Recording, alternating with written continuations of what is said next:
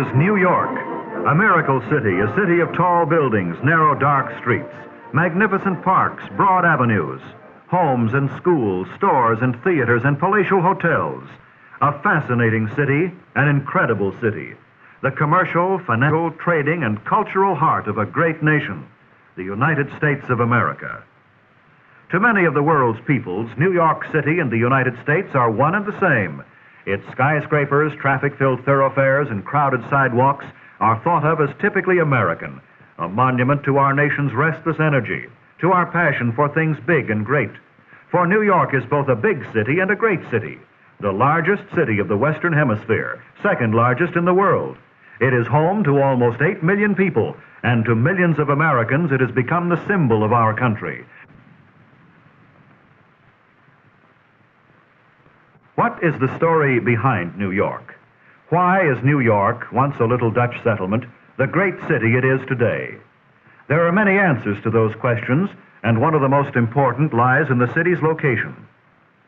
On that day in the year 1626, when the agents of the Dutch West Indian Company paid the Manhattan Indians $24 for the island now named for them, they did so mainly for commercial reasons. Even then, the advantages of the small trading post's geographical position were apparent.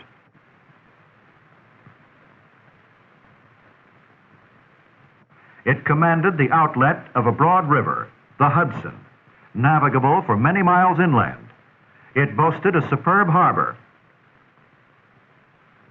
sheltered deep water bays, affording safe anchorage for the largest ships.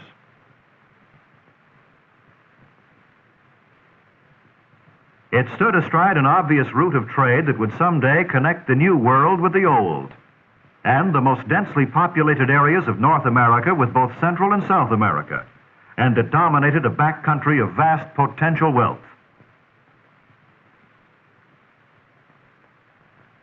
In the short 300 years of its history, New York City has more than fulfilled the wildest expectations of its founders. Today, the city comprises 5 districts or boroughs. The island of Manhattan remains the nucleus and center of interest of Greater New York, heart of the city's commercial and financial business. The Bronx, sometimes called the Borough of Industries, lies on the mainland to the north and east.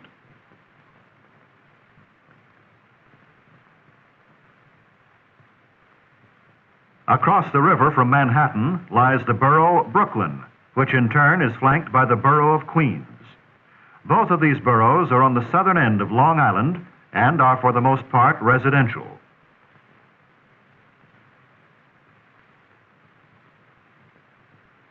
In New York Bay, located near the New Jersey shore, is Staten Island, which is known as the borough of Richmond, the least populated of the 5 boroughs.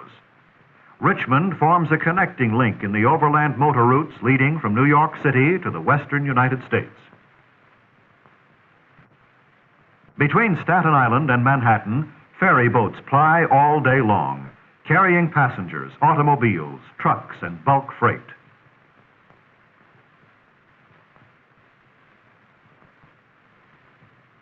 From the deck of one of these boats, one may catch a glimpse of the great Statue of Liberty, a figure that has stirred the emotions of countless immigrants to our shores. Here in New York's harbor dock the ships of the world. This magnificent water gate, open the year round, deep enough for the largest vessels and spacious enough to hold the entire United States Navy without obstructing normal traffic, has been of great importance to our entire national economy. Without this natural advantage, New York itself would never have advanced to its present position, for waterborne commerce has contributed much to the growth of the city. By every measure, the Port of New York is the biggest and busiest in the world. It is estimated that any 6 of the other leading ports of the globe could be placed within it and yet leave room to spare.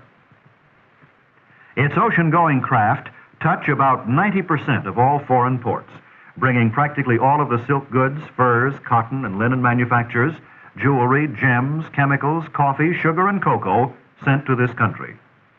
Over 5,000 foreign ships dock here each year, about one every half hour of each day, carrying almost half the entire foreign trade of the United States.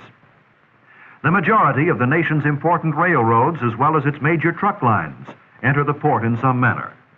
Here they load and unload every conceivable kind of freight.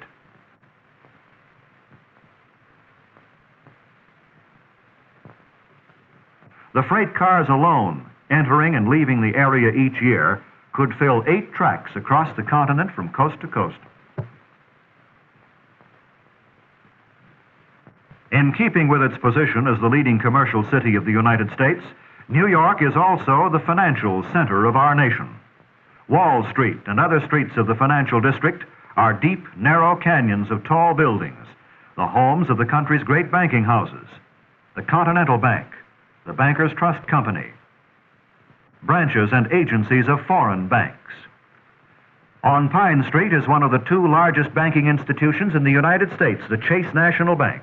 But it is the New York Stock Exchange on Broad Street, America's greatest securities market, that perhaps typifies the business of the Wall Street district. On the floor of the exchange's Great Hall, stocks and bonds are bought and sold. Over 1 million phone calls a day are handled here, and each transaction is carefully recorded to be communicated by telegraph, radio, and cable all over the world. But commerce and finance are not the only occupations of New Yorkers. The city is a busy manufacturing area and the leading wholesale and retail trade and export center in the nation.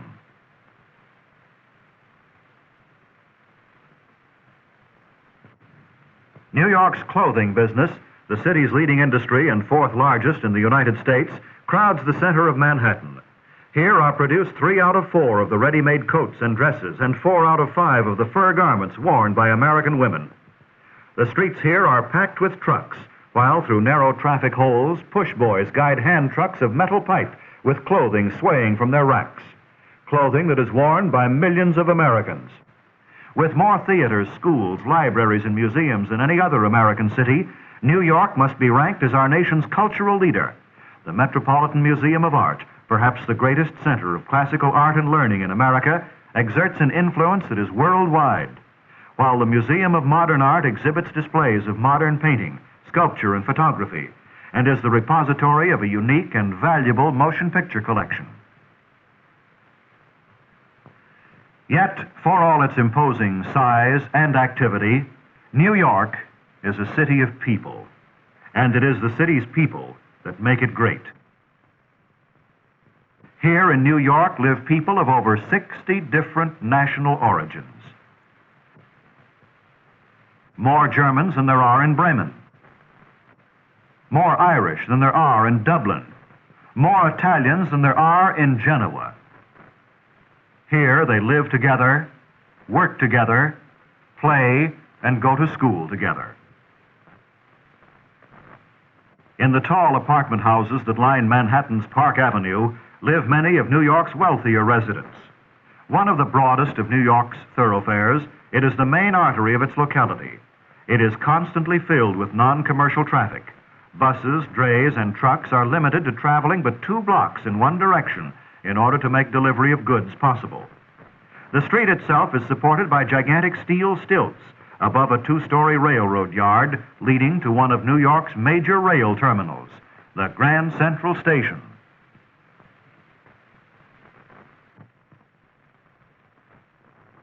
The borough of Queens, occupying part of Long Island, is perhaps typical of New York's residential areas.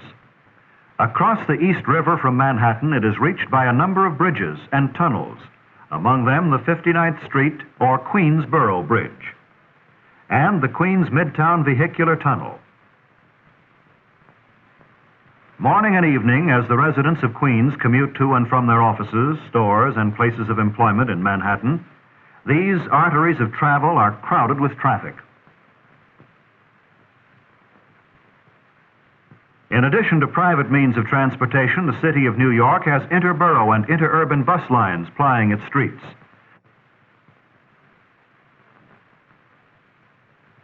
While underground, a municipally operated electrical railway system spreads through 4 of the 5 boroughs, with the trains leaving the subways in some areas to travel over the streets on giant steel elevated structures.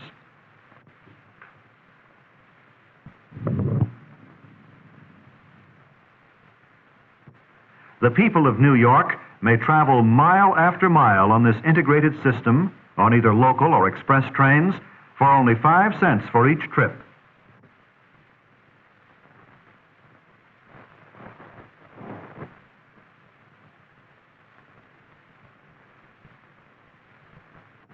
By far, the greatest numbers of New Yorkers travel to and from work by means of the subways, the elevateds, and the bus lines.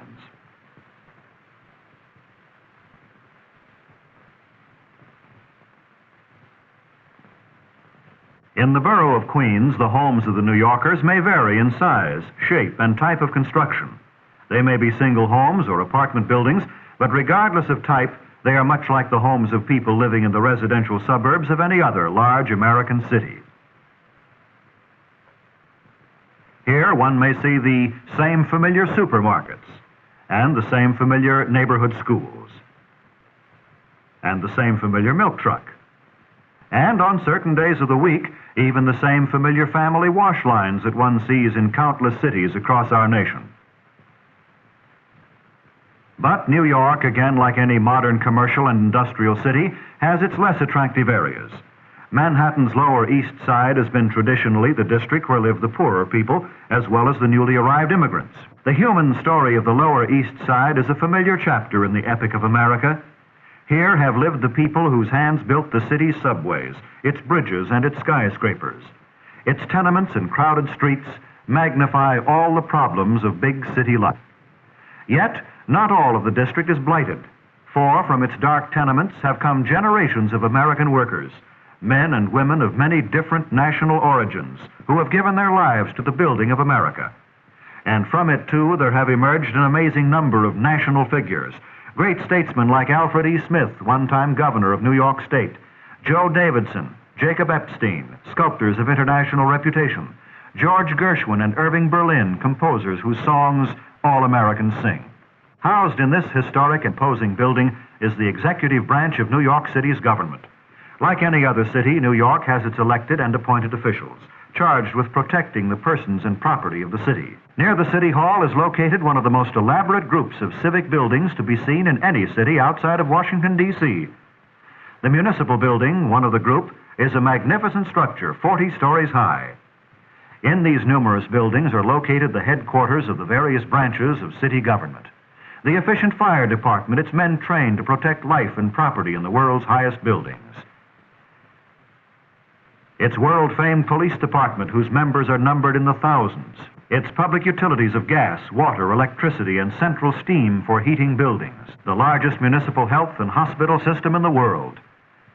And its remarkable Department of Sanitation, which is responsible for the disposal of refuse and waste, the cleaning of streets, and the removal of snow, with its tremendous fleet of motorized equipment. But the greatness of New York is perhaps most spectacularly seen in its buildings. For here on the island of Manhattan is the most impressive concentration of stone and steel masonry the world has ever known. The vast number of people who have crowded into this district have made for a scarcity of land and a consequent high value of whatever land has been available. While other cities have spread outward, New York has been forced to build upward.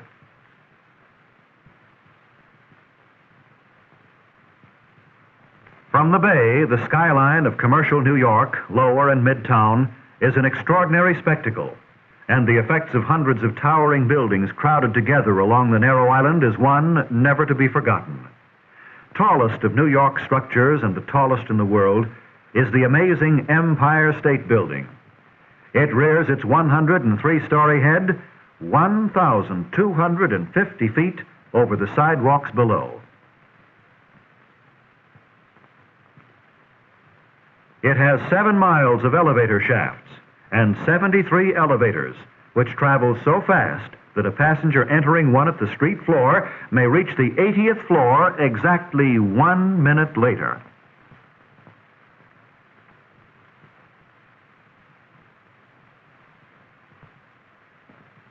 One of the most famous hotels in the world is the Waldorf Astoria. 80% of the building is over the tracks of the New York Central and the New Haven railroads, and private railroad cars carrying guests of the hotel may be shunted to a special entrance located in the sub-basements. 47 stories high and containing 2,200 rooms, the Waldorf Astoria Hotel has been called New York's unofficial palace.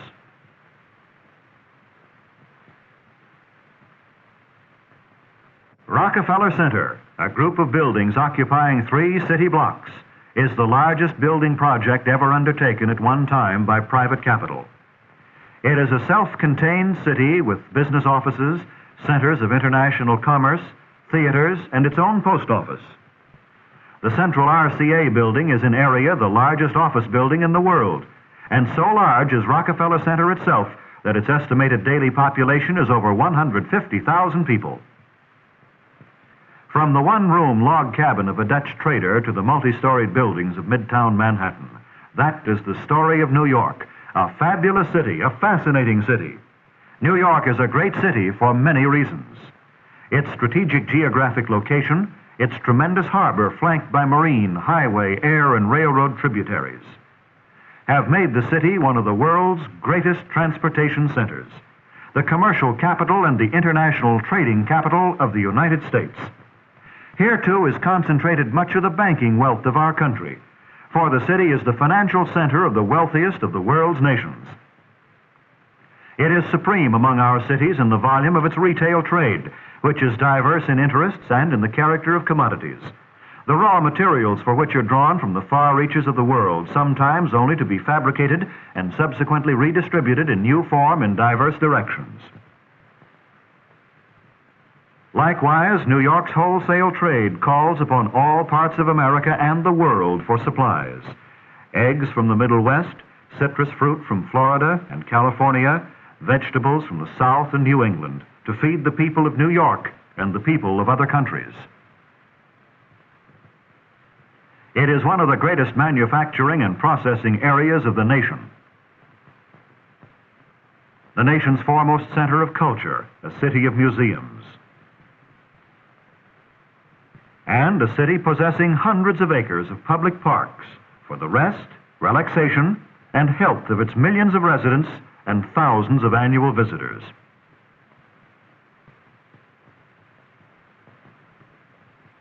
Best known is Central Park in the borough of Manhattan, with its zoo, its playgrounds, miles of shaded walks and drives, and its restful lakes.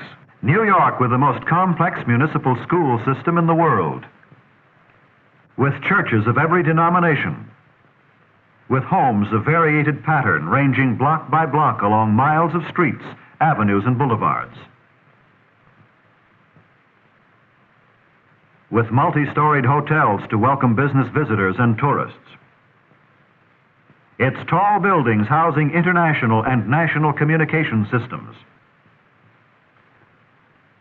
its thousands upon thousands of young people who tomorrow, like their parents before them, will continue to create a great story, the story of a great city, the city of New York.